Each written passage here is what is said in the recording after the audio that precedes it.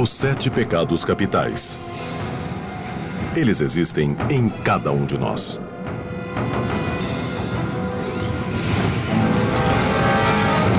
Esses pecados são fatais. Eles têm um efeito gravemente destruidor na vida espiritual de uma pessoa. Luxúria, inveja, gula, preguiça, avareza, ira e soberba. De acordo com a teologia cristã, pecar é simplesmente pensar nesses pecados capitais. A Bíblia diz que o resultado do pecado é a morte. Cada um desses pecados tem uma história secreta revelando como eles se tornaram capitais. Os 7 pecados capitais tiveram um enorme impacto na história, na sociedade e em nossas almas. Você não pode transgredir a lei moral de Deus sem que alguém pague um preço terrível por isso. E o mais perigoso desses pecados é a soberba.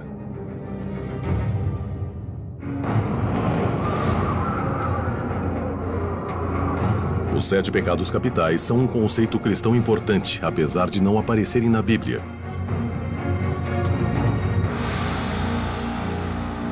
Eles apareceram primeiro em monastérios espalhados nos desertos do Egito, mais de 3 séculos depois da morte de Jesus. Em aproximadamente 375 d.C., um monge cristão chamado Evagrius Ponticus deixou a cidade pecaminosa de Constantinopla para entrar para um monastério. Lá, ele começou a catalogar as tentações que seduziam os homens para o inferno, criando uma lista das mais perigosas. Evagrius acreditava que existiam 8 terríveis tentações da alma. E a soberba era uma das mais fatais. Evagrius dizia que a soberba corrompia tudo em que tocava. Ele a chamava de tumor da alma cheio de pus, já que amadurece e se rompe, criando uma confusão repugnante.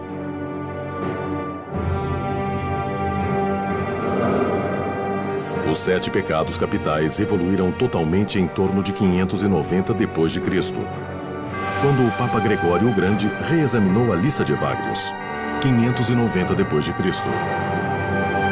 Ele os reduziu a 7, mudou seus nomes de tentações para pecados e os intitulou capitais: luxúria, inveja, gula, preguiça, avareza, ira, soberba.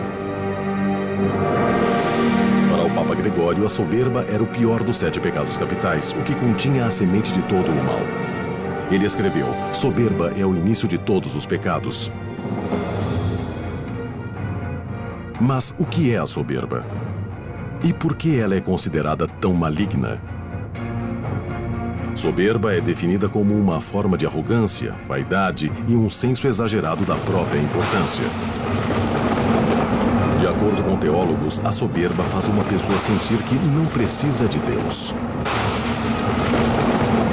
Os vícios trabalham juntos, subordinados a um vício principal. O principal de todos, é a soberba.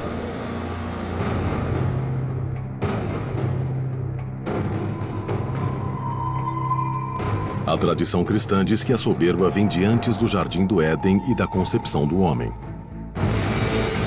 Ela manchou o tecido da criação do início dos tempos até o nascimento do próprio diabo.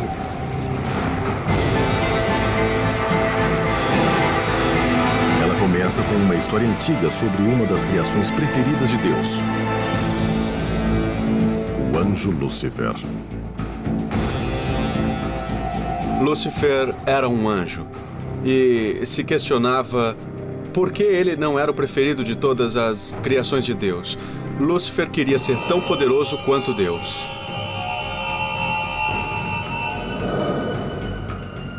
Judaísmo, cristianismo e islamismo contam lendas diferentes, mas similares, sobre a queda cataclísmica de Lúcifer das graças de Deus.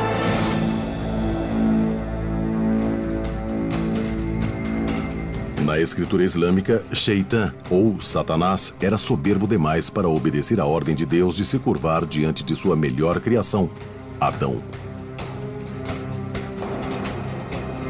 Ele diz: sou melhor que Adão.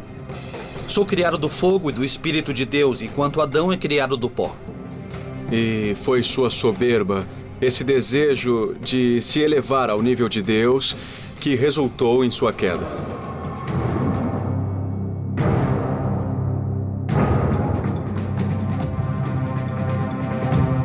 Tomado pela soberba, o rebelde Satanás lidera uma insurgência contra Deus.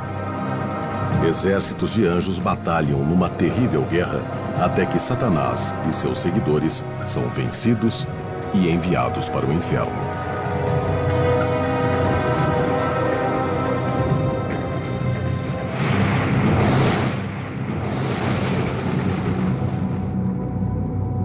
Derrotado, a criatura mais amada por Deus, Lúcifer, cai dos céus e se torna a encarnação do mal, Satanás. Essa é uma das histórias religiosas mais fortes, só que não está na Bíblia. A queda de Satanás vem de lendas antigas reunidas entre a criação do Velho e do Novo Testamentos. Apesar de não estar na Bíblia, a história é uma parábola poderosa sobre a destruição causada pela soberba. Os anjos não caem pela luxúria, pela avareza ou pela preguiça. Eles caem pela soberba. É ela que pode separar com mais eficiência os mais sagrados de Deus. Quanto a isso, nós temos uma condição parecida com a do anjo caído. Porque ele é um anjo que também foi afastado de Deus. A rebelião de Satanás continuou quando ele prometeu envenenar a maior criação de Deus, o homem. Satanás deixou seu trono infernal para seduzir os novos habitantes da Terra, Adão e Eva. A mesma soberba que causou a ruína de Satanás agora o beneficiaria em sua busca obscura. Lá, no Jardim do Éden, sua tentação provoca a queda do homem através do pecado original da soberba.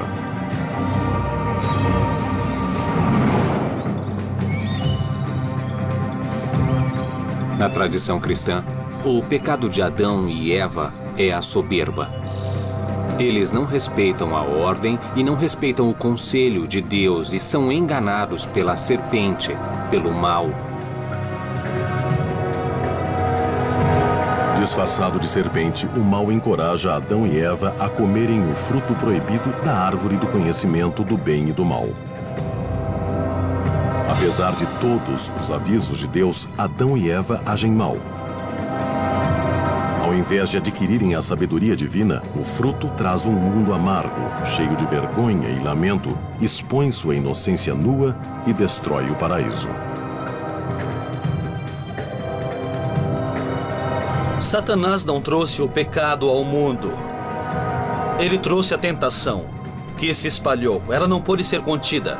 É como um câncer. Há uma metástase em todas as áreas da vida. O trabalho de Satanás continua. Muito depois dessa guerra no paraíso e da expulsão do Éden, ele tenta manipular o homem à sua vontade. A Bíblia sugere que Deus criou os seres humanos com livre-arbítrio. Os pensadores religiosos dizem que o poder do livre-arbítrio humano pode levar ao bem ou ao mal. A luta para ser bom nesse mundo é isso. É uma luta.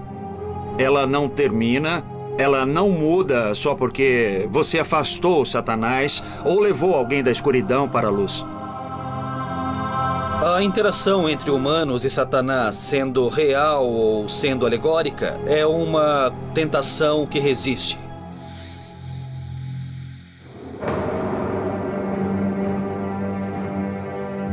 Em toda a história, até o mais devoto dos homens pode ser seduzido para o pecado. Quando o monge cristão Evagrius Ponticus criou sua lista, havia 8 pensamentos malignos. E a base deles era a soberba.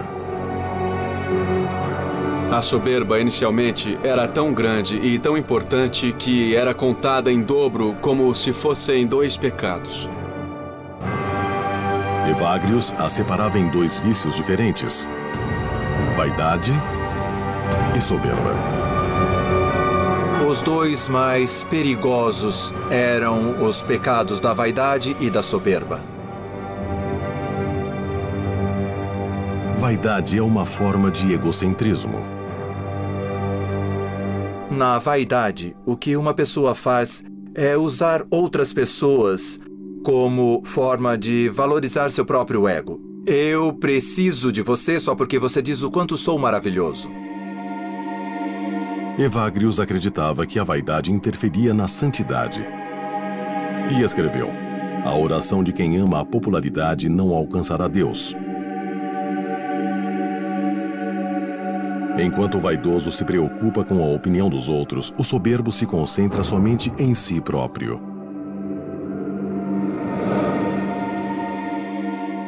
Soberba é o pecado da autossuficiência, onde não há necessidade de Deus.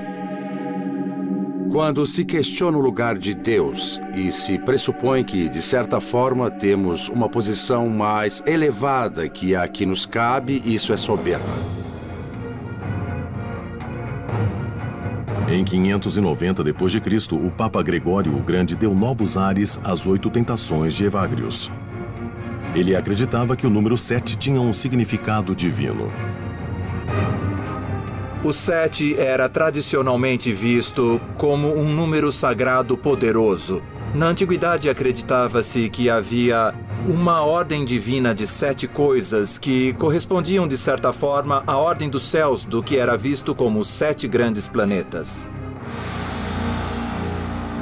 O Papa Gregório combinou os dois vícios em um único pecado capital: soberba. Jerusalém. A soberba é considerada um pecado terrível em outras culturas além da tradição judaico-cristã. No Mediterrâneo, as grandes cidades de Atenas e Roma também condenaram a soberba. No mundo greco-romano, dizia-se que talvez a soberba fosse o pecado essencial. Os antigos gregos se referiam a esse pecado essencial como ubris. As rochas do Estreito de Gibraltar eram chamadas de ubris pelos antigos gregos. Se você passasse por elas, isso era considerado ubris, porque os deuses pegariam você, você não devia ir lá. Foi daí que veio a ubris. Ubris é a ideia de que eu sou o Deus da minha vida. Os gregos usavam contos sobre a soberba para falar às pessoas sobre os perigos do pecado, explicando como ele podia levar uma pessoa à ruína. Há Ícaro, que achou que pudesse voar com asas de cera. E Aracne, uma tecelã habilidosa que foi transformada em aranha depois de ousar desafiar uma deusa numa disputa de tapeçarias. O mundo greco-romano insistia que o pecado da soberba fazia uma pessoa desafiar os deuses e a punição era sempre terrível. O mundo cristão criou sua própria punição para a soberba. Ela se chama inferno.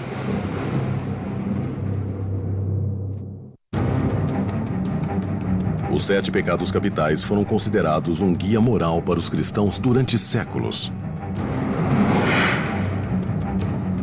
Desde a antiguidade, o pecado da soberba era chamado de esmagador de almas, destruidor dos homens, insulto a Deus e uma praga da sociedade.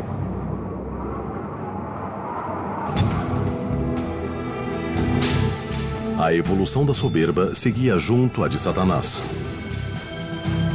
Acreditava-se que ele e seu exército de demônios eram anjos caídos.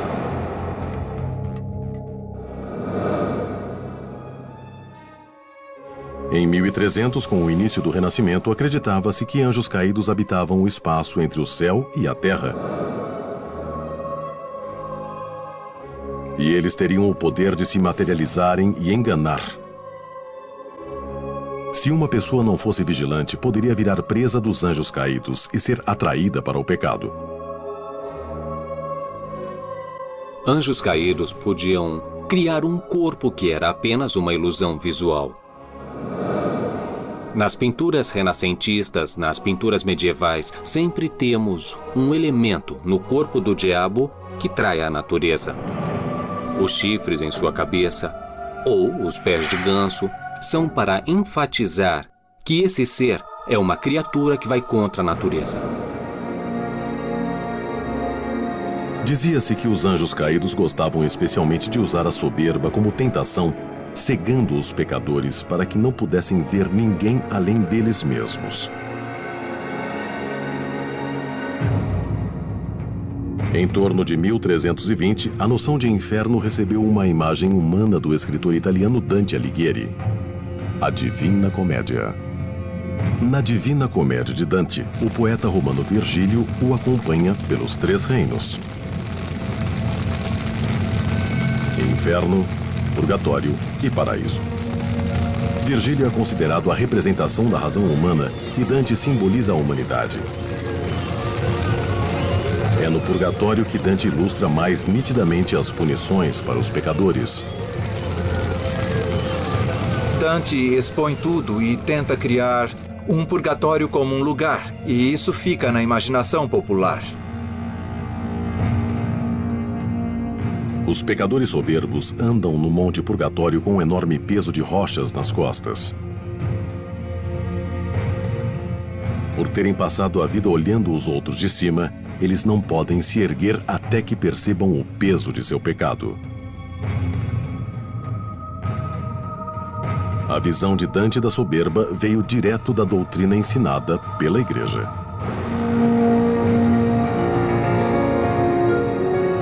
Tradicionalmente, católicos não podem ser soberbos.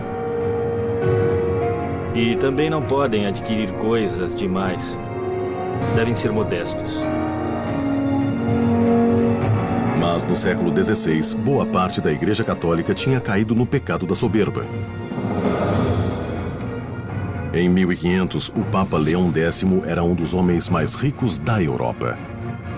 Ele comandava grandes levantamentos de fundos para sustentar o Vaticano e seu estilo de vida. Em 1512, um monge alemão chamado Martim Lutero se rebelou contra o sistema soberbo e pecador do Papa Leão. Ele escreveu críticas incisivas contra o Papa e o Vaticano, acabando por se afastar da Igreja Católica Romana. A reforma protestante que veio disso mudou o cristianismo para sempre. O protestantismo veio de um protesto. E isso não é nada católico. Os presbiterianos, os luteranos, os batistas, os anglicanos ou os episcopais, todos são considerados protestantes. Mas em torno das novas seitas protestantes que vieram depois da Reforma, um grupo surgiu com uma devoção única para lutar contra a soberba. Eles se chamavam Anabatistas. Os grupos anabatistas se desenvolveram em vários lugares da Europa. O primeiro deles foi a Irmandade Suíça, de 1525, e alguns anos depois, os Menonitas se desenvolveram nas regiões da Holanda. Alguns grupos ainda existem hoje.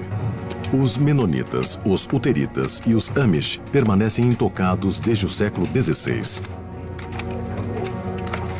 Os Menonitas iniciaram uma nova tradição de colocar a soberba como o pecado mais perigoso, valorizando a humildade mais que qualquer outra qualidade. Os Amish levaram essa filosofia ainda mais longe, formando toda uma cultura dedicada a censurar a soberba em todas as suas formas. Os Amish veem a soberba como um pecado muito grave. E esse é um dos grandes motivos deles tentarem tanto parecer simples. A cultura Amish nasceu em 1693, quando os Menonitas receberam um novo membro chamado Jacob Oman. Jacob Oman tinha 30 anos quando se tornou parte da liderança da Igreja Menonita. Oman era um pastor poderoso e carismático que insistia que os pecadores deviam ser afastados da comunidade religiosa.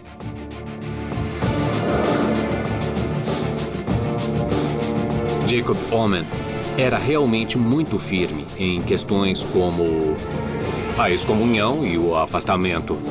Essa deve ter sido a maior questão da época. Ele dizia que quando alguém é excomungado, não podemos comer junto a essa pessoa. Se ela é casada, não haverá mais relações sexuais entre marido e mulher.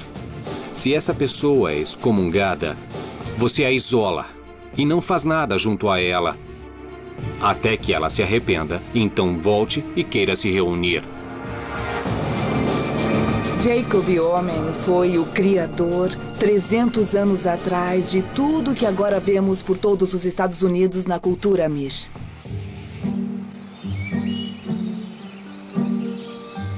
Hoje, os Amish se mantêm distantes da cultura em voga. Fora da igreja, eles lutam contra o pecado da soberba usando roupas simples, trabalhando duro e rejeitando o que consideram mundano. A cultura encerra a educação aos 14 anos. Nesse período, os Amish acham que um aluno sabe tudo o que precisa para contribuir para a comunidade. Eles usam poucas máquinas facilitadoras do trabalho porque acreditam que a tecnologia só leva a pessoa a querer mais. Mais espaço, mais equipamentos, mais problemas e, por fim, leva a mais soberba. Mantendo tudo pequeno, simples, para que você possa arar com cavalos e não deixar sair do controle. Seu desprezo pela soberba pode ser visto em todas as partes de suas vidas. Eles resistem a serem fotografados. A vaidade, afinal, é uma forma de soberba. Até as bonecas das crianças não têm rostos. Pequenas demonstrações de soberba, como se gabar ou ser grosseiro, exigem que a pessoa se desculpe diante da congregação. Mas a soberba, mesmo como desafiar uma autoridade, pode garantir punição severa, como era no tempo de Jacob Omen.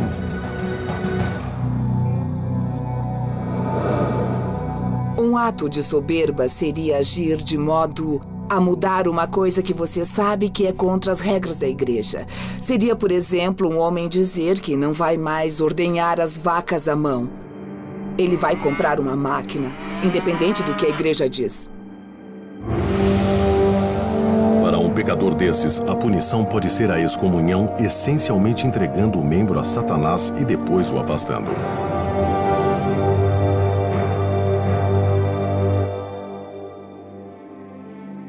Apesar de seus esforços, os Amish não são imunes à soberba.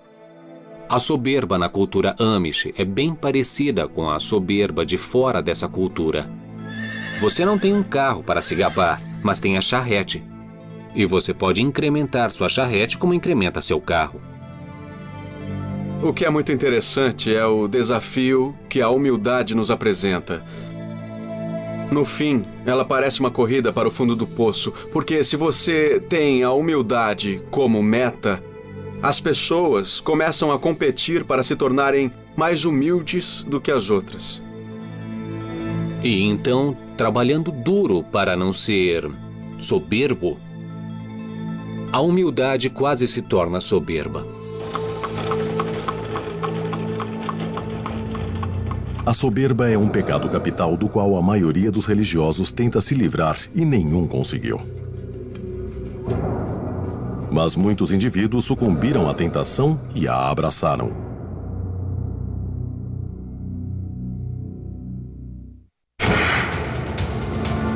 Os 7 pecados capitais são uma tradição com séculos de existência que dita o mal que tenta a alma humana. E a soberba sempre foi considerada o pecado principal. Para o bem e para o mal, a soberba alimenta o motor da história. Ela inspira e corrói geralmente ao mesmo tempo. Um bom exemplo é o do imperador que se coroou porque achava que ninguém mais merecia. Em 1799, Napoleão Bonaparte foi um general talentoso cujo sucesso atordoante levou sua soberba insaciável além de qualquer controle. Quando a França se tornou pequena demais para conter sua ambição, ele quis conquistar a Europa, colocando a maior parte do continente sob seu controle e seus parentes nos tronos europeus.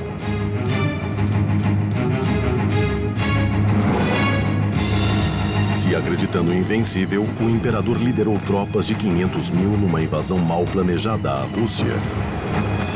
Mas quando ele quis abarcar o mundo inteiro, seus inimigos revidaram. Napoleão foi forçado a abdicar e foi exilado na ilha de Elba em 1814. Ele escapou, reconstruiu seu exército, mas foi destruído em Waterloo em 1815. Ele morreu no exílio na ilha de Santa Helena. Waterloo se tornou para sempre o grande símbolo de derrota e da destruição do pecado da soberba.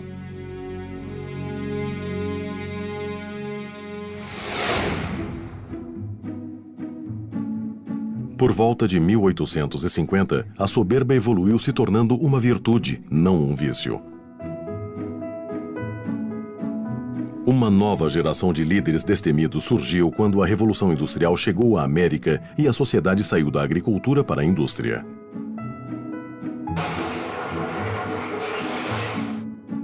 As cidades se encheram de centenas de siderúrgicas, portos de carga e ferrovias.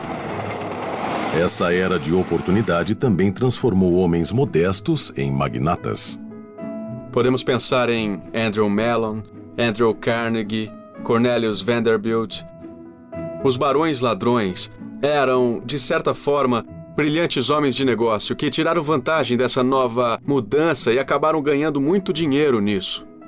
Eles foram homens que ficaram muito ricos, incrivelmente ricos, algumas vezes rápido demais. Um dos barões ladrões mais famosos foi William Randolph Hearst, que fez milhões com seu império editorial.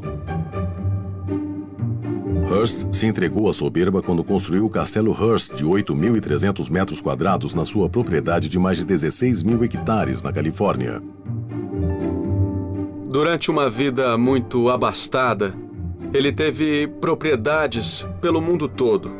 Um homem que essencialmente tinha de tudo. Esses estilos de vida abastados não fugiam às críticas, forçando Hearst e seus iguais a encontrarem um modo de justificar seus pecados. Muitos abriram fundações de caridade, se transformando de barões ladrões em mecenas. Veja, por exemplo, a Fundação Ford.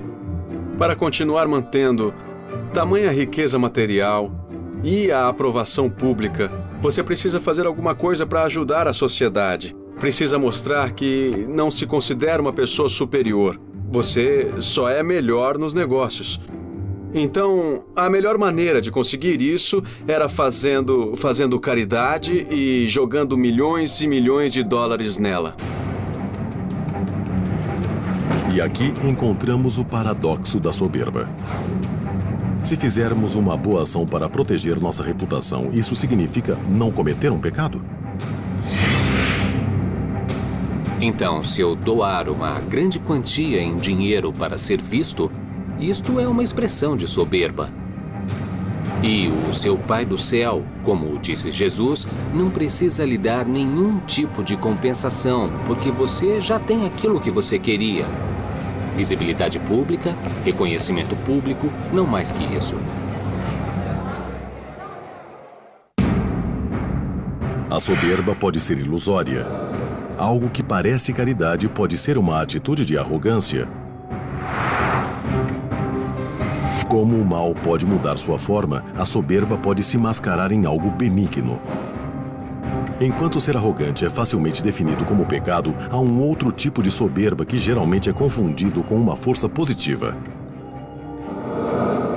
Nossa ascendência, nossa educação, nossa religião, nosso bairro, nosso país. Temos orgulho de todas essas coisas. O orgulho, invariavelmente, envolve uma comparação entre você e a outra pessoa, ou você e outro grupo de pessoas.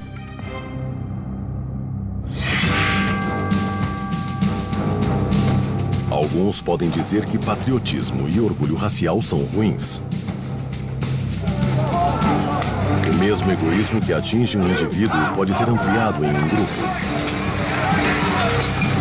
Quando nações começam a acreditar que merecem mais, isso pode levar a um inferno na Terra.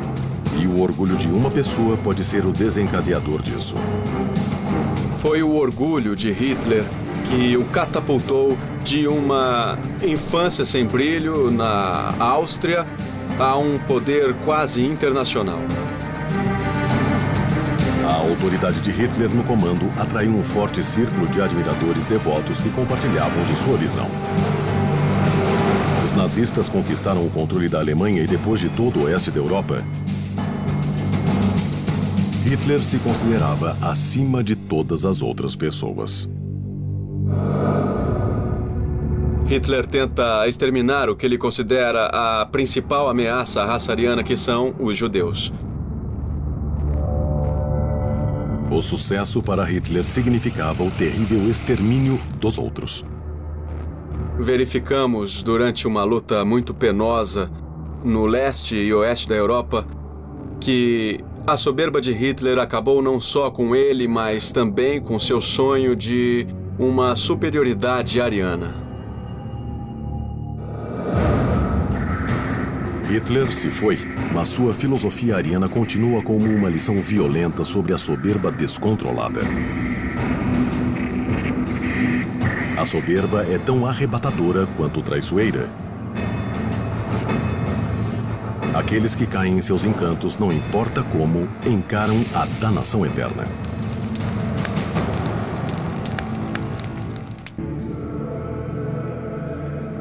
O Papa Gregório o Grande foi o primeiro a intitular a luxúria, a inveja, a gula, a preguiça, a avareza, a ira e a soberba de 7 pecados capitais.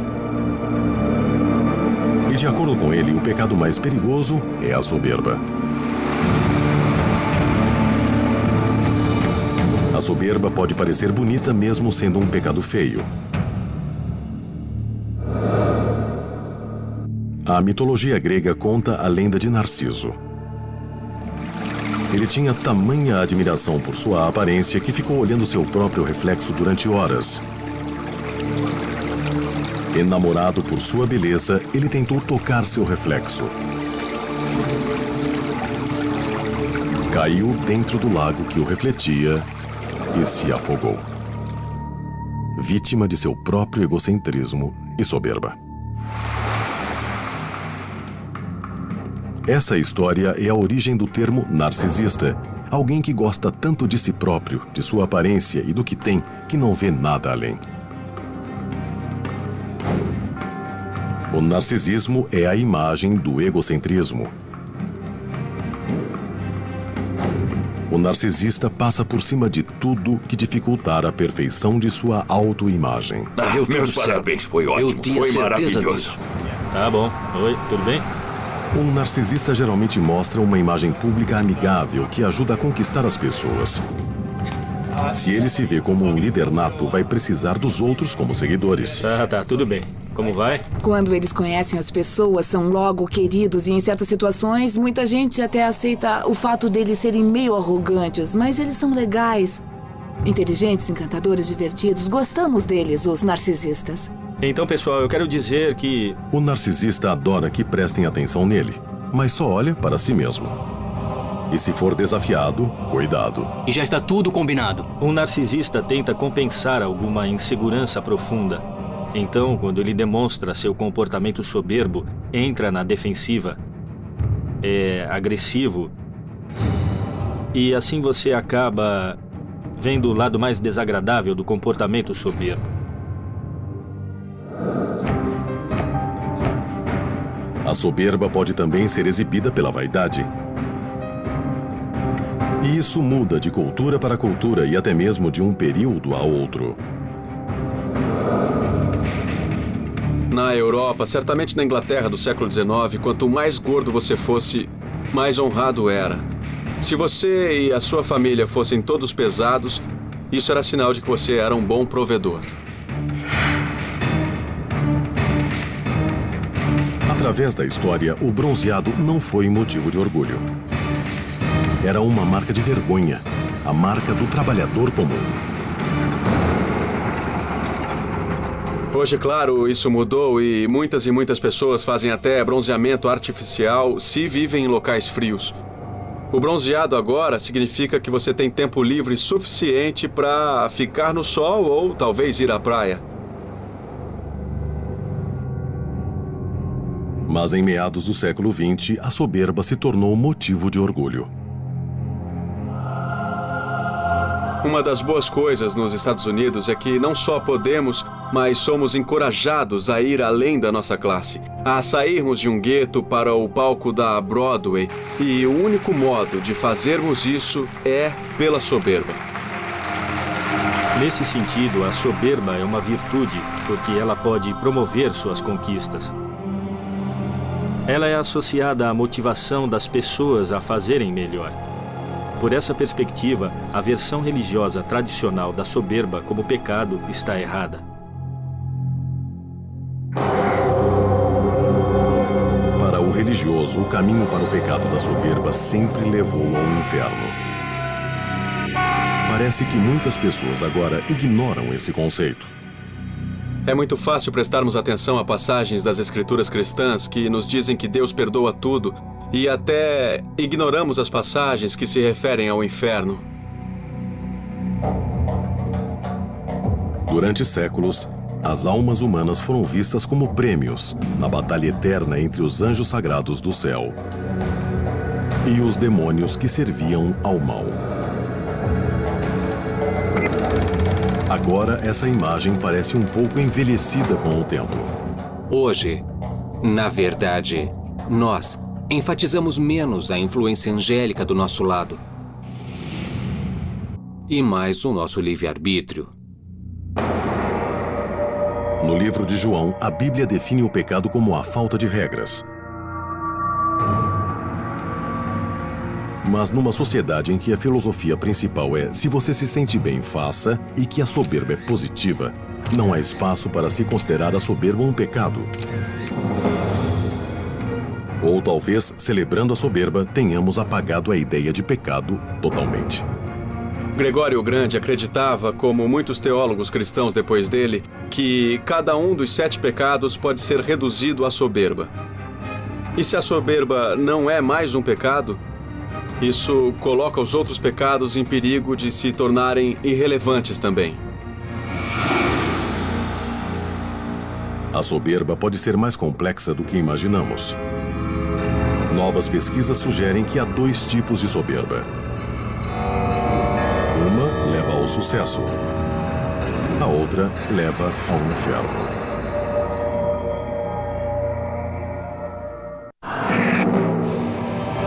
Os 7 pecados capitais foram o guia moral do cristianismo durante séculos. Uma lista de pensamentos e atos que, quando praticados, levam ao inferno. E a soberba sempre foi considerada o mais perigoso dos pecados. A psicóloga Jessica Tracy descobriu que o pecado da soberba tem 2 faces. Se pensarmos na soberba, acho que a maioria de nós, a maioria dos americanos, pensa nela como orgulho. Orgulho é algo que buscamos, e isso podemos chamar de soberba autêntica. Essa soberba autêntica é associada a sentimentos positivos como produtividade, confiança e realizações. O que chamamos de soberba é a ubris. A soberba associada à ideia do pecado capital é a arrogância, o egocentrismo e a presunção. Um tipo de soberba vem da retidão. O outro é um demônio da ilusão. E às vezes não sabemos dizer qual é qual. Tá bom. Oi, tudo bem? Essas dimensões são consideradas crônicas. Algumas pessoas tendem a vivenciar a soberba autêntica. Outras pessoas tendem a vivenciar a soberba ubrística e são pessoas diferentes.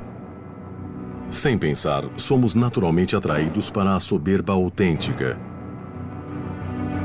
E temos repulsa à soberba ubrística. Rick Henderson, um jogador de beisebol, é um grande exemplo, porque quando ele bateu um recorde, ele disse: "Eu sou o maior", e ele foi atacado por isso. As pessoas odiaram aquilo. Martha Stewart, considerada culpada. Também faz parte de nossa natureza ter prazer vendo a soberba sendo punida. Há uma soberba que tem satisfação em esmagar os rivais ou os outros.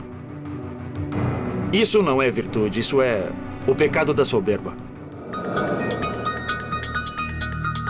Por outro lado, a soberba autêntica constrói o prestígio.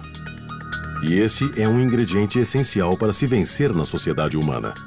Se uma pessoa é boa em algo, ela tem orgulho de suas habilidades e as passa adiante. É por isso que a aprovação de celebridades e a propaganda com elas funciona. Temos uma psicologia do prestígio que diz que ela é boa naquilo. Tiger Woods pode vender carros por esse motivo. Alguns de nós se rendem à soberba, outros lutam contra ela. Mas todos somos infectados. É uma doença que dura uma vida, e talvez até além, porque o pecado pode estar codificado em nosso DNA.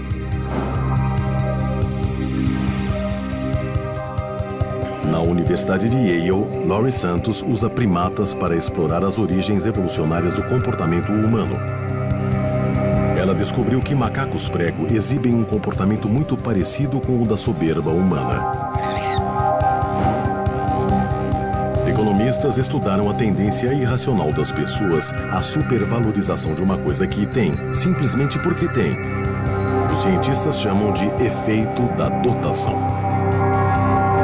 Psicólogos formaram a hipótese de que um dos motivos do efeito da dotação é porque os objetos que você tem levam a alguma qualidade sua. Você tem uma sensação de soberba com aquele sofá velho e usado ou com a casa que tem? Por nos valorizarmos muito, nossa mais-valia esbarra nas coisas que temos.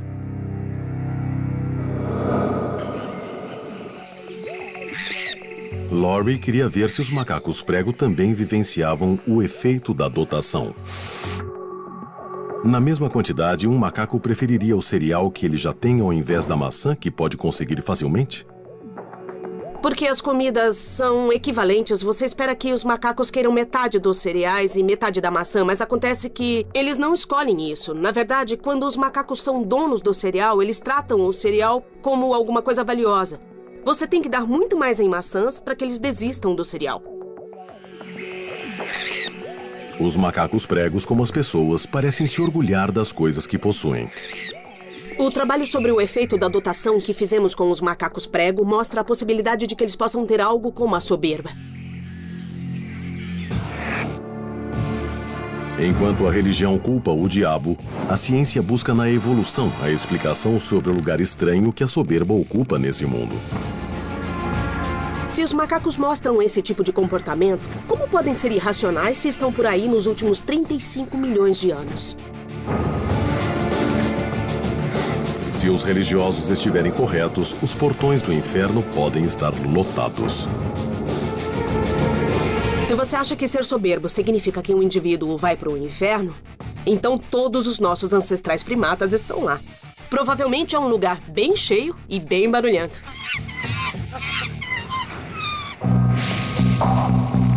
Sendo os portões do inferno feitos só para humanos ou não, é difícil ver o pecado da soberba como um ingresso para lá.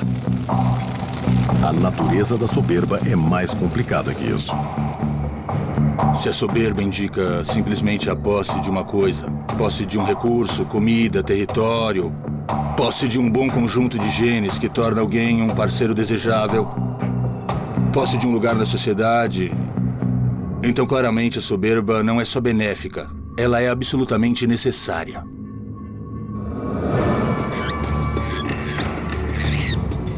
O que é o pecado da soberba? É uma questão que afeta todos os 7 pecados capitais. Apesar de descobertas na ciência e na sociologia, o mal permanece um mistério. Por esse motivo, os 7 pecados capitais são relevantes hoje, tanto quanto eram no início dos tempos.